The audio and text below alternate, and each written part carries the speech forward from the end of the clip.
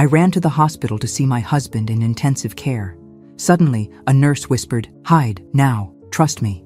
She pushed me into the adjacent room. Through the crack in the door, I watched a woman enter. What I heard them say made my blood run cold. If you're watching this, subscribe and let me know where you're watching from. Let me tell you how a 5-year marriage, a multi-million-dollar empire, and everything I thought I knew about my life came crashing down in a single afternoon. But first, let me take you back to where this nightmare began. My name is Margaret Thompson, though everyone calls me Maggie. At 64, I've built something most people only dream of, a real estate empire worth $37 million.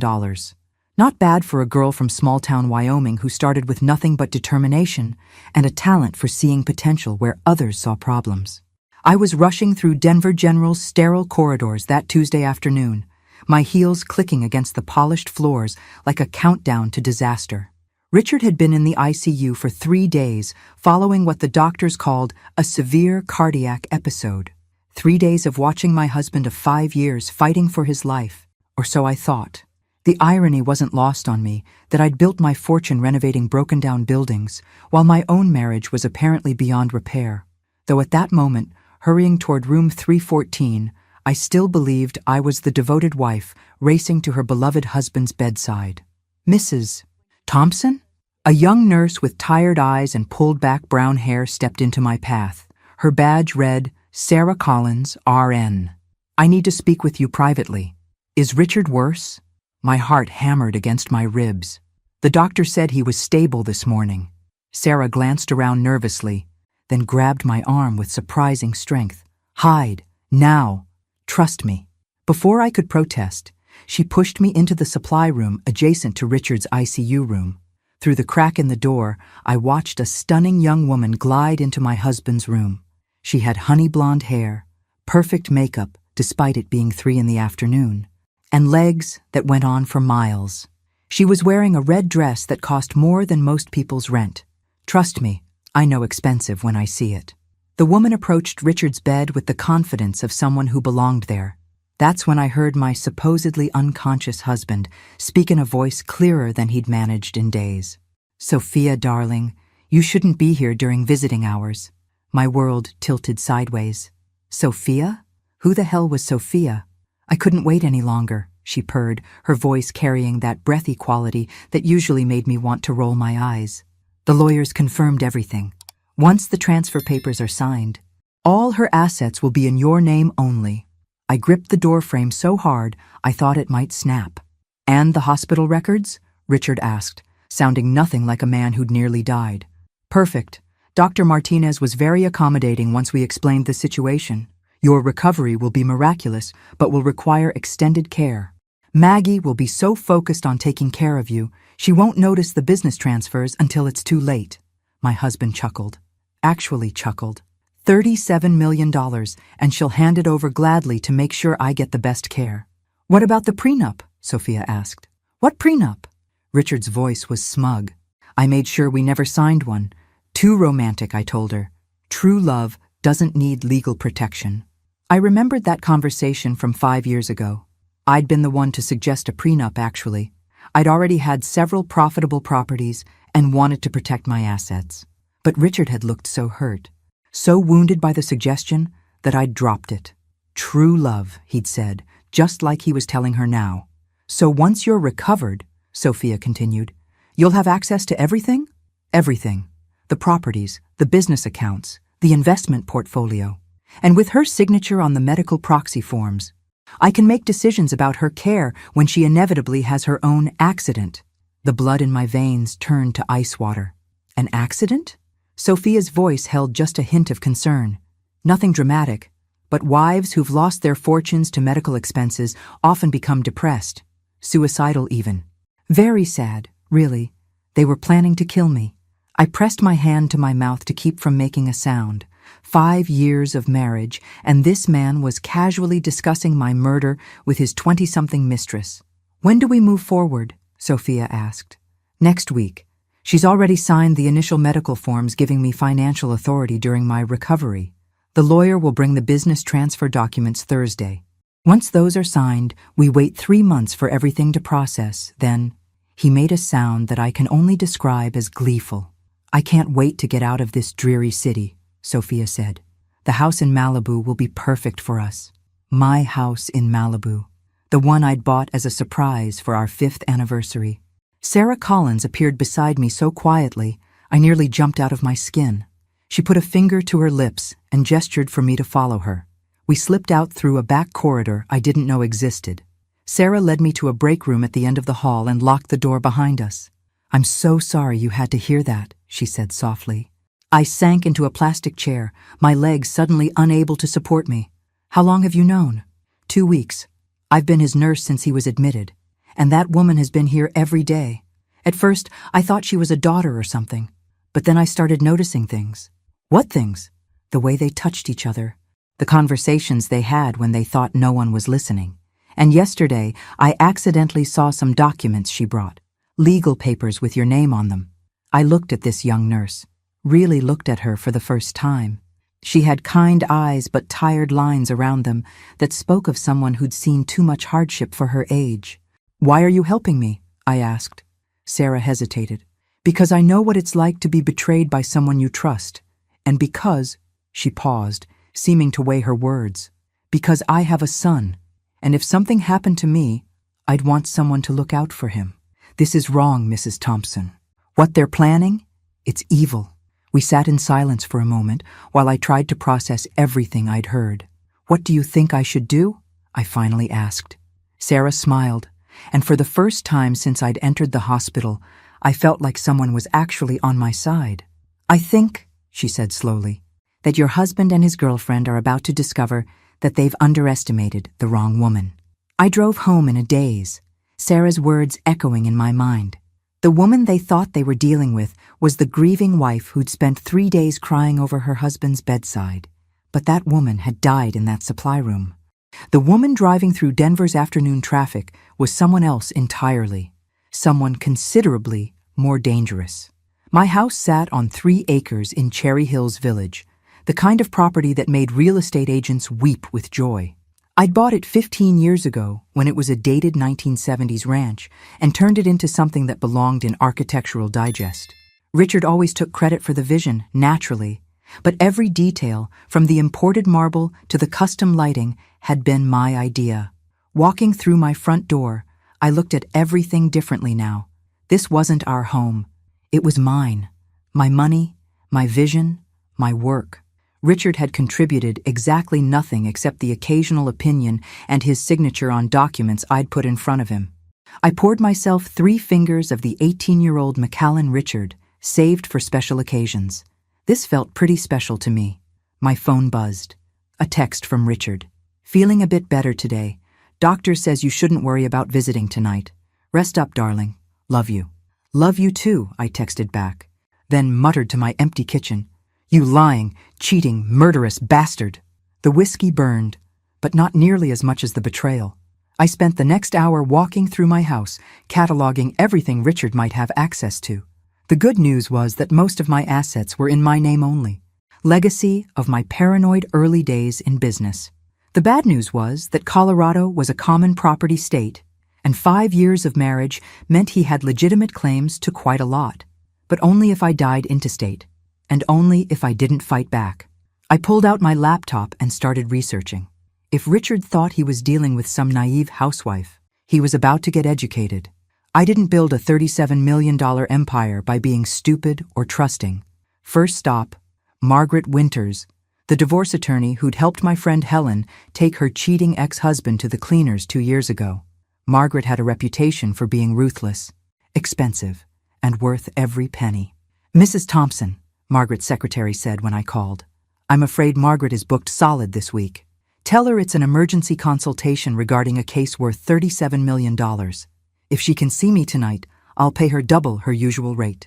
5 minutes later, I had an appointment for 8 o'clock. Next, I called my accountant, James Morrison. James had been handling my books for 12 years and knew where every penny was invested. "James, I need you to freeze all joint accounts immediately and transfer everything to accounts Richard doesn't have access to."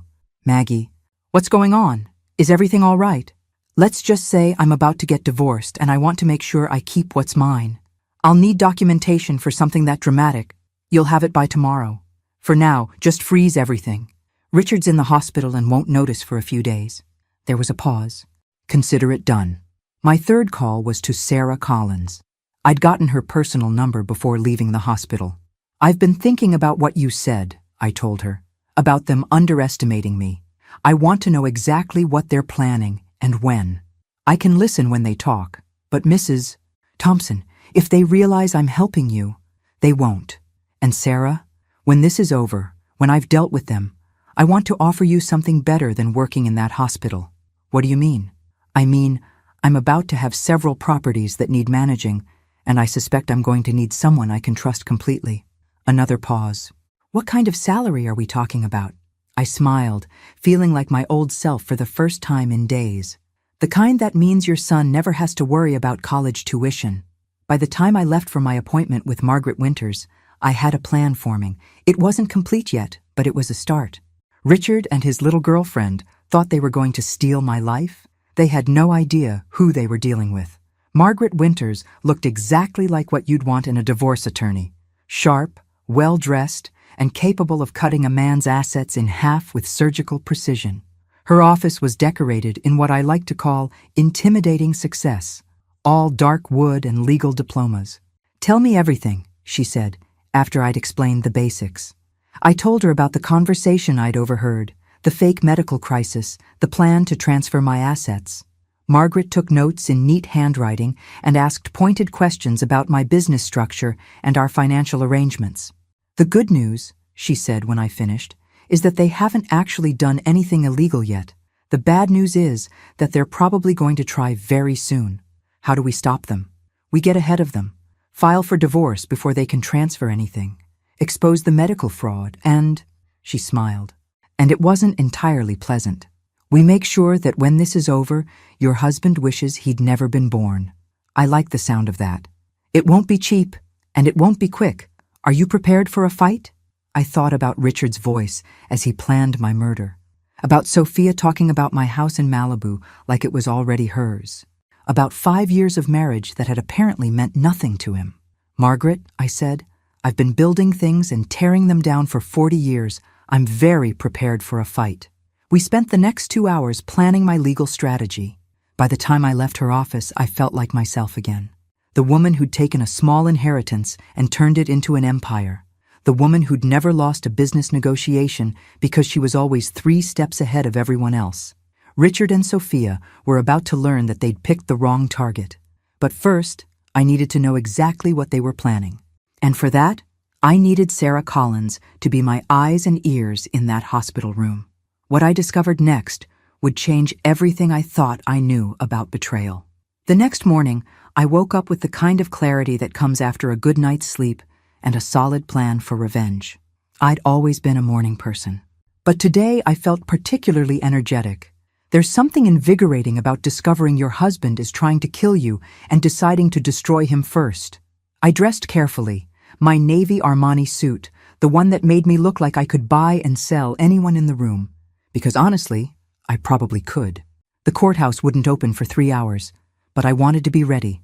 My phone rang as I was finishing my coffee. Sarah Collins.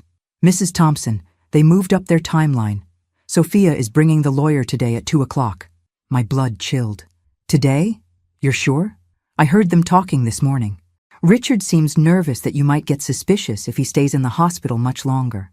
He wants to sign everything and then have his miraculous recovery tomorrow." I checked my watch. It was 9:30. I had 4.5 hours to beat them to the punch. "Sarah, I need you to delay them somehow. Just for a few hours." "How am I supposed to do that?" "I don't know. Medical emergency, missing paperwork. You're a nurse. Be creative." There was a pause. "Mrs. Thompson, what if they find out I'm helping you?" "They won't.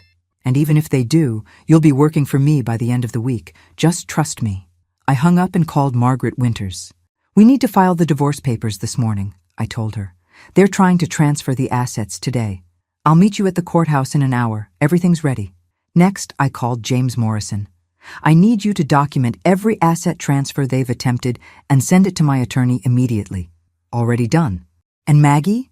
You're going to want to see this. They tried to transfer the Cherry Hills house last week, but it failed because of the trust structure you set up in 2019. I'd forgotten about that trust. I'd created it for tax purposes, but apparently it was about to save my financial life. So they can't touch the house? Not without your signature on about 15 different documents. And even then, it would take months to process.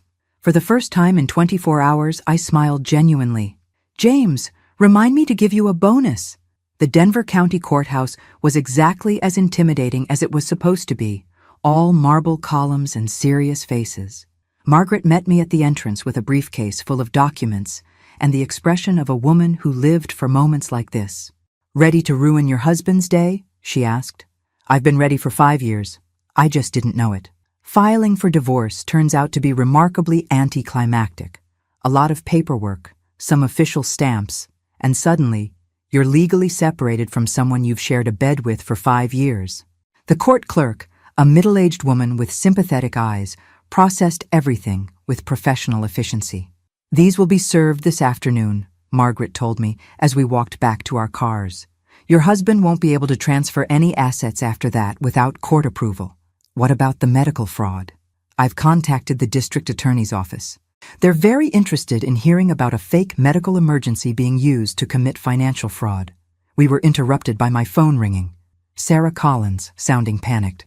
Mrs. Thompson, they're here early. The lawyer arrived at noon, and they're in Richard's room right now. What kind of papers do they have?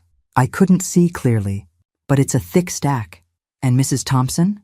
Richard is out of bed, walking around. He's not even pretending to be sick anymore. I felt a surge of fury so strong it nearly knocked me over. Sarah, I need you to do something for me. Can you get close enough to take photos of the documents? I think so. But what if they catch me? They won't. And Sarah, whatever happens, you keep yourself safe. Don't take any risks. After hanging up, I turned to Margaret. They're signing the papers right now. Then it's a good thing we filed first. Those documents will be invalid the moment they're served with the divorce papers. When will that happen? Margaret checked her watch. The process server should be at the hospital within the hour. I spent the next 45 minutes pacing in the courthouse parking lot, checking my phone every 30 seconds. When it finally rang, I nearly dropped it. Mrs. Thompson? An unfamiliar male voice. This is Tom Bradley. I'm the process server. I just delivered the divorce documents to your husband at Denver General Hospital. How did he react? Tom chuckled. Well, ma'am, I've been doing this job for 15 years, and I've never seen anyone turn that particular shade of purple before. He started screaming about some woman named Sophia, and how this was going to ruin everything. Was there a young blonde woman in the room? Yes. Ma'am, she went white as a sheet and ran out of there like her hair was on fire, left behind a whole stack of legal documents, too. I felt a satisfaction so deep it was almost spiritual. Thank you, Tom. You've made my day. My phone buzzed with a text from Sarah. You need to see this. Coming to meet you. Richard is losing his mind. 20 minutes later, Sarah walked into the coffee shop across from the courthouse, looking like she'd just witnessed a car accident. She slid into the booth across from me and pulled out her phone. I got photos of the documents before Sophia dropped them, she said, showing me her screen. Mrs. Thompson, they weren't just trying to steal your money. I looked at the images she'd captured. Legal documents transferring ownership of my properties. Business incorporation papers for something called Thompson Holdings, with Richard and Sophia as the only officers. And at the bottom of the stack, something that made my blood run cold. A will. My will, apparently, leaving everything to my beloved husband Richard in the event of my tragic suicide due to overwhelming grief. They had already written my suicide note, I said, my voice barely a whisper. Sarah nodded grimly. And Mrs. Thompson? I overheard them talking about the timeline. They were planning to complete their plan this weekend. This weekend. They were going to kill me this weekend. I stared at the photos of my forged signature on documents I'd never seen, at the suicide note written in handwriting that wasn't mine, but was close enough to fool anyone who didn't know me well. Sarah, I said finally, I think it's time we called the police. But as I reached for my phone, it rang again, Richard's name on the screen. Hello, darling, I answered, my voice sweet as honey. You bitch, he snarled. You conniving, suspicious bitch. Do you have any idea what you've done? I have some idea, I replied calmly. Though I'm curious to hear your perspective. 5 years of marriage, and this is how you repay me? Having me served with divorce papers while I'm fighting for my life in the hospital? Fighting for your life? Richard, honey, I saw you walking around that room this afternoon. Unless cardiac patients have made remarkable medical advances in the last 24 hours. The silence on the other end was deafening. Oh, Richard, I added sweetly, you might want to let Sophia know that forging someone's signature is a federal crime. The FBI takes that very seriously. I hung up and turned to Sarah, who was staring at me with something approaching awe. What happens now? She asked. Now, I said, we make sure they pay for what they tried to do. And then we build something better from the ashes of their stupidity. But I was about to discover that Richard and Sophia had one more surprise waiting for me. And this one would change everything. The police detective assigned to my case was a woman named Elena Rodriguez, a no-nonsense professional in her 40s who looked like she'd seen every kind of human stupidity and wasn't impressed by any of it. We met at the downtown precinct Thursday morning, and I brought everything.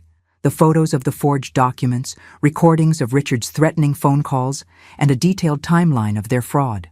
Mrs. Thompson, Detective Rodriguez said after reviewing everything, this is one of the more elaborate financial fraud schemes I've seen. The fake medical emergency, the forged documents, the planned murder disguised as suicide. Your husband and his girlfriend weren't planning a simple theft. They were planning the perfect crime. How close did they come to pulling it off? Closer than you want to know. If you hadn't overheard that conversation, if you hadn't filed for divorce when you did, she shrugged. Let's just say we'd probably be investigating your death instead of their crimes. The thought sent a chill down my spine. What happens next? We arrest them. The evidence you've provided is more than sufficient for charges of conspiracy to commit fraud, forgery, and conspiracy to commit murder. Your husband will be taken into custody this afternoon. I should have felt victorious, but mostly I felt hollow. 5 years of marriage, and it had come to this. My phone rang as I was leaving the police station. Sarah Collins. Mrs. Thompson, I have news. Good news, I think. I could use some good news. The hospital administration is conducting a full investigation into Richard's fake medical records. They're also reviewing Dr. Martinez's involvement. And, she paused, they've offered me a promotion to head nurse in the cardiac unit. Sarah, that's wonderful. It gets better. Because I was the one who exposed the fraud, they're giving me a commendation and a significant raise. But Mrs. Thompson, I still want to take that job you offered. Managing your properties sounds a lot more interesting than hospital politics. I smiled for what felt like the first time in days. Consider it yours. We'll start with the Denver properties and see how it goes. That afternoon, I watched from my living room window as 2 police cars pulled into my driveway. They weren't there for me. They were there to search for evidence of Richard's crimes. Detective Rodriguez had obtained a warrant to seize any documents related to the fraud scheme. It was surreal, watching strangers catalog the contents of my home office, bagging documents, and photographing everything. This was the office where Richard and I used to plan our investments, where we'd dreamed about retirement, where I'd built my empire one property at a time. Now it was a crime scene. Mrs. Thompson? Detective Rodriguez emerged from the office carrying a laptop I'd never seen before. We found this hidden in your husband's desk. It contains some interesting correspondence. She showed me the screen. Emails between Richard and Sophia dating back 18 months. Long before his medical emergency. Long before I had any suspicion that my marriage was falling apart. The emails told a story that was somehow worse than I'd imagined. They weren't just planning to steal my money. They'd been plotting to destroy my life systematically. Richard had been sharing confidential information about my business deals, helping Sophia understand the best ways to attack my assets. They'd researched my daily routines, my favorite restaurants, even my medical history. They've been planning this for 1.5 years, I said, scrolling through message after message. At least, and Mrs. Thompson, there's something else you need to see. She pulled up a folder labeled Insurance Policies. Inside were documents I'd never seen before. Life insurance policies on me, taken out 6 months ago, with Richard as the sole beneficiary. 3 different policies from 3 different companies, totaling $12 million. I never signed these, I said, examining the signatures. They were forgeries, but good ones. We figured as much. Your husband was very thorough in planning your murder. That evening, I sat alone in my house, really alone for the first time in 5 years, and tried to process everything that had happened. Richard was in jail awaiting arraignment.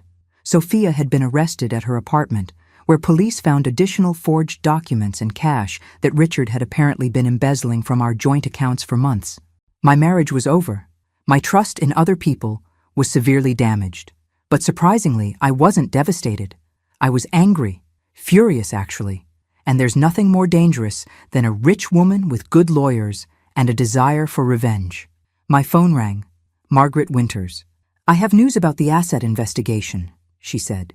"It's worse than we thought, but also better." "How can it be both?" "It's worse because Richard has been systematically stealing from you for 2 years. Small amounts that wouldn't trigger any alerts, but it adds up to nearly $400,000. My jaw dropped. 400,000? But it's better because we can trace every penny. And because he did it electronically, we have perfect documentation. He's going to prison for a very long time. What about Sophia? She's facing charges for conspiracy, fraud, and identity theft. The forged signatures alone will get her 5 to 10 years. After hanging up, I poured myself another glass of the Macallan and walked out onto my deck. The October evening was crisp, and I could see the lights of Denver sprawling below my property. Somewhere out there, Richard was sitting in a jail cell, probably still trying to figure out how his perfect crime had fallen apart so quickly. I thought about Sarah Collins, who'd risked her career to help a stranger because it was the right thing to do. I thought about Margaret Winters, who'd dropped everything to help me fight back. I thought about Detective Rodriguez, who'd treated this case with the seriousness it deserved. Good people, honest people, people I could trust.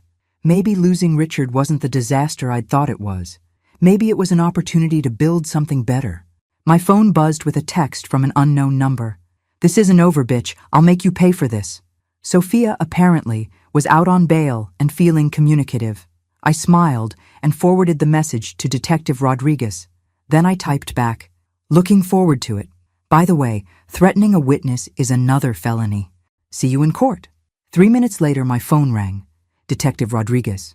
"Mrs. Thompson, we'll have officers at your house within 10 minutes, and I'm putting a rush on revoking Sophia's bail." "Thank you, Detective. Thank you for forwarding that message.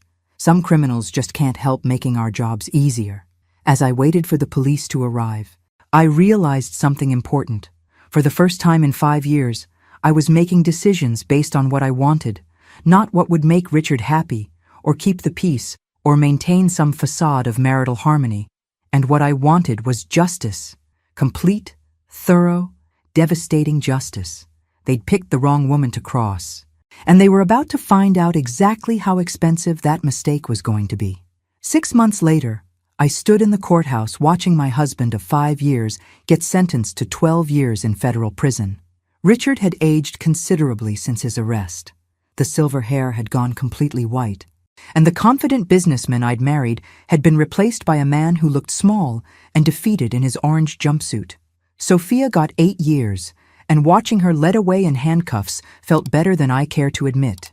The young woman who'd thought she could steal my life was about to discover what life behind bars was really like. But the real satisfaction came from what I'd built in the aftermath of their attempted destruction. Thompson Properties has acquired 16 new buildings in the last 6 months, Sarah Collins reported during our weekly meeting. She'd taken to property management like she was born for it, and her hospital experience had given her excellent skills in dealing with difficult people and complex logistics. 16? I raised an eyebrow. I thought we were being conservative. Sarah grinned. She'd changed considerably since leaving the hospital. Gone were the tired scrubs and exhausted expression, replaced by sharp business attire and the confidence that came from being very good at something you loved. We were conservative, but when word got out that Richard Thompson was a fraud who'd been embezzling from his wife's business, 3 of his former clients came to us with properties they'd been planning to sell to him. Turns out he'd been making promises he couldn't keep. And the property values? Below market. Everyone. They just wanted to get rid of them quickly and quietly. We got the entire Harbor District portfolio for 60% of its assessed value. I smiled. Richard's criminal behavior had actually been good for business. His former clients were so desperate to distance themselves from the scandal that they were practically giving properties away. "What about the Malibu house?" I asked. "Sold yesterday. Final price was $3.8 million, which was $400,000 above asking price. Apparently, houses with infamous histories sell well in California. The house I'd bought as an anniversary gift and they'd planned to live in after my murder was now funding my expansion into the California market." There was something poetic about that. "Any word from our mutual friend in prison?" Sarah's expression darkened.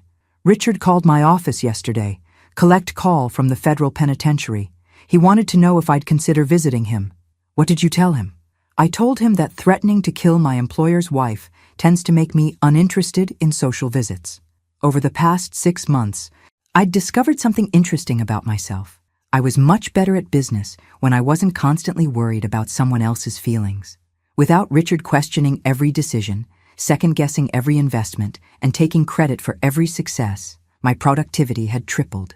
The divorce had been finalized 3 months ago. Margaret Winters had been ruthless in protecting my assets, and the prenup Richard had talked me out of signing 5 years ago might have actually worked in his favor. Instead, the criminal charges and documented fraud meant he left the marriage with exactly nothing. Less than nothing, actually, since he still owed $400,000 in restitution. "Mrs. Thompson?" Sarah's assistant, David, knocked on my office door. "Detective Rodriguez is here to see you." Elena Rodriguez had become something like a friend over the past months. She'd kept me informed about the case proceedings and had been instrumental in helping me understand the full scope of Richard and Sophia's crimes. "Elena," I said, standing to greet her, "please tell me you have good news." "I have great news. We found the rest of the money." For months, investigators had been tracking down assets that Richard had hidden in various accounts. The $400,000 we documented was just the beginning. "How much more?" $800,000. Hidden in cryptocurrency accounts and offshore banking. Richard was more sophisticated than we initially realized. I sat down heavily. "So he stole over $1 million from me?" "Over the course of 3 years, yes. But Mrs. Thompson, it gets better. All of it has been recovered and is being returned to you with interest." The irony was staggering.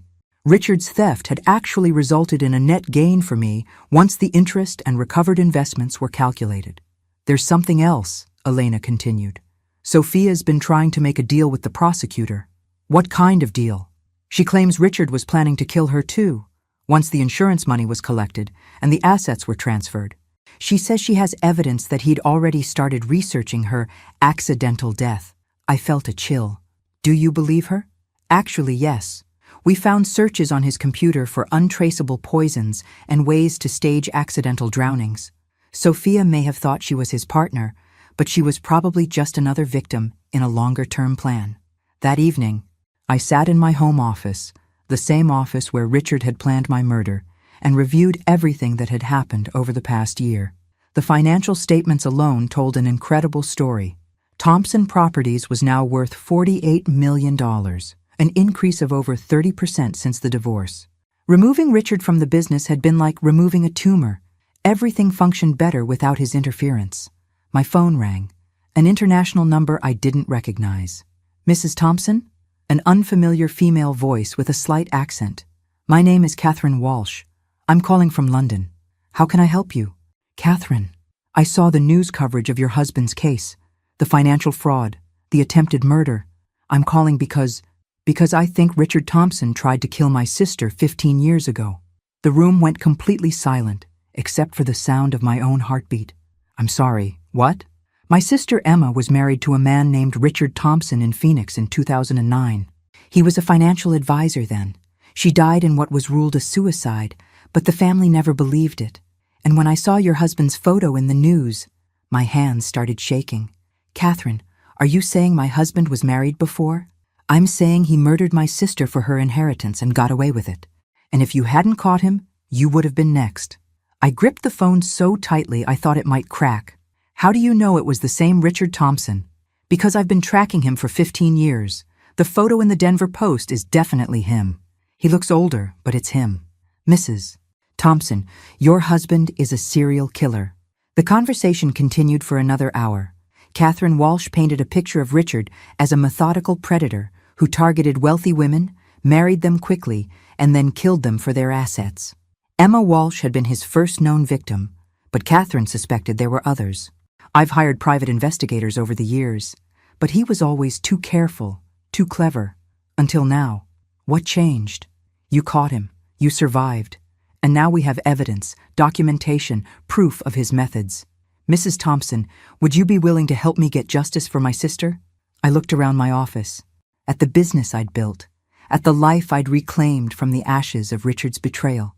Catherine, I said, I'd be honored to help you destroy him. What I discovered about Richard's past would change everything I thought I knew about the man I'd married, and it would lead to one final confrontation that would determine whether justice was truly served. The investigation into Richard's past took 3 months and revealed a pattern of predatory behavior spanning 20 years. Catherine Walsh had been right. Emma Thompson, née Walsh, had been his first victim, but she wasn't his last. Detective Rodriguez coordinated with law enforcement agencies across 5 states, and what they discovered was chilling. Richard had used different names, different backgrounds, different stories, but the pattern was always the same. Find a successful, wealthy woman, marry her quickly, gain access to her assets, and then kill her in a way that looked like suicide or accident. We've identified 6 victims over 20 years, Elena told me during our meeting at the district attorney's office. Emma Walsh in Phoenix in 2009, Linda Martinez in San Antonio in 2011, Carol Stevens in Austin in 2013, Jennifer Burke in Oklahoma City in 2016, Michelle Davis in Kansas City in 2018, and you were supposed to be number 7 in Denver in 2024. I stared at the photos of the women spread across the conference table. They all looked successful, confident, happy in their final photos. They all looked like me. How did he get away with it for so long? He was smart. He never stayed in the same state twice. He changed his approach slightly each time, learned from any mistakes, and he was patient. He'd take years to research potential targets before making contact. Research? Elena pulled out a thick file. We found his planning documents hidden in a storage unit. He'd been tracking you for 5 years before you ever met him. Studying your business patterns, your social life, your routines. He knew more about you than most of your friends did. The thought was nauseating. 5 years of being watched, studied, analyzed like a business acquisition. How did he choose his targets? Successful women in their 50s or 60s, usually divorced or widowed, always with substantial assets and limited family ties. Women who were lonely enough to fall for a charming man, but too proud to admit they needed help. That described me perfectly when I'd met Richard 5 years ago. I'd been 59, recently divorced from my first husband, building my real estate empire but feeling isolated and lonely. Richard had seemed like a miracle, a successful businessman who shared my interests and supported my ambitions. Now I realized he'd been playing a role, becoming exactly what I needed him to be. What happens next? The families of his other victims are pressing for reopened investigations. With the evidence we've gathered from your case, we can build murder charges for at least 3 of the previous deaths. Will that be enough to keep him in prison? Elena smiled grimly. Mrs. Thompson, if we can prove even 1 additional murder, your ex-husband will never see the outside of a prison cell again. That afternoon, I met with Catherine Walsh, who had flown in from London to coordinate the investigation. She was a successful attorney in her 50s, with the same determined expression I'd seen in my own mirror. "Thank you for doing this," she said over coffee. Emma was my older sister, my best friend. She was brilliant, successful, and she deserved so much better than what he did to her. What was she like? Catherine smiled sadly. She was a lot like you, actually. Strong, independent, built her own business from nothing. She was an architect, specialized in sustainable housing. She would have loved what you've done with your properties. We spent 2 hours going through Emma's case file. The parallels to my own experience were frightening. The whirlwind romance, the quick marriage, the gradual isolation from friends and family, and finally the suicide that left Richard as the sole heir to her estate. The difference, Catherine said, is that Emma trusted him completely. She never suspected anything until it was too late. How do you know? Because she called me the night before she died. She said Richard had been acting strange, pressuring her to sign some documents, and she was thinking about getting a second opinion from a lawyer. She never got the chance. That evening, I received a call that changed everything. "Mrs. Thompson, this is Lieutenant Sarah Morrison with the Federal Bureau of Prisons. Your ex-husband would like to meet with you. Richard wants to see me. He's claiming he has information about additional crimes that he's willing to share, but only with you." I was quiet for a long moment. "What kind of information?" "He won't say. But Mrs. Thompson, you should know that he's been placed in protective custody. Apparently, word has gotten around about his crimes, and inmates don't take kindly to men who murder women."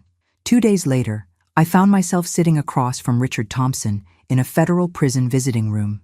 He looked terrible, thin, pale, and nervous in a way I'd never seen before. The confident man who'd tried to kill me had been replaced by someone who looked genuinely afraid. "Hello, Maggie," he said quietly. "Richard." We stared at each other across the metal table for a long moment. "I suppose you're here to gloat," he said finally. "Actually, I'm here because you said you had information about other crimes." His expression shifted, became more calculating. "I do, but I want something in exchange.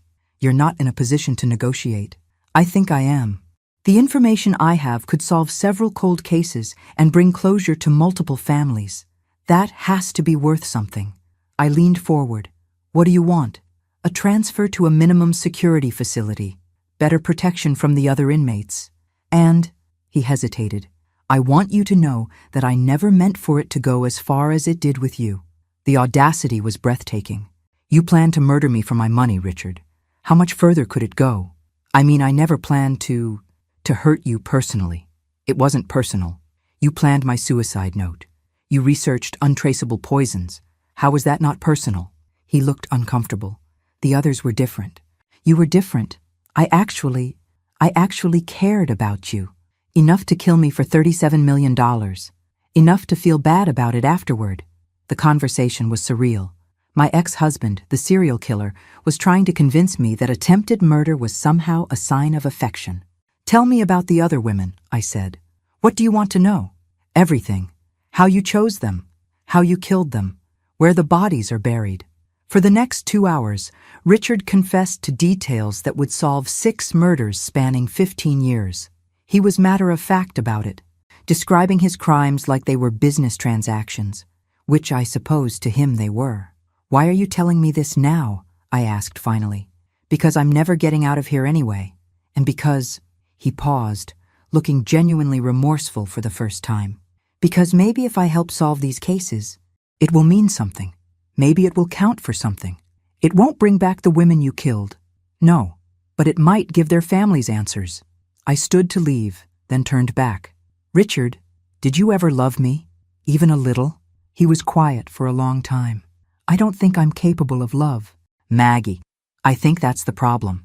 Walking out of that prison, I felt something I hadn't expected. Pity. Not forgiveness, never that. But pity for a man who was so fundamentally broken that he could only connect with other people by destroying them. 3 weeks later, the additional murder charges were filed.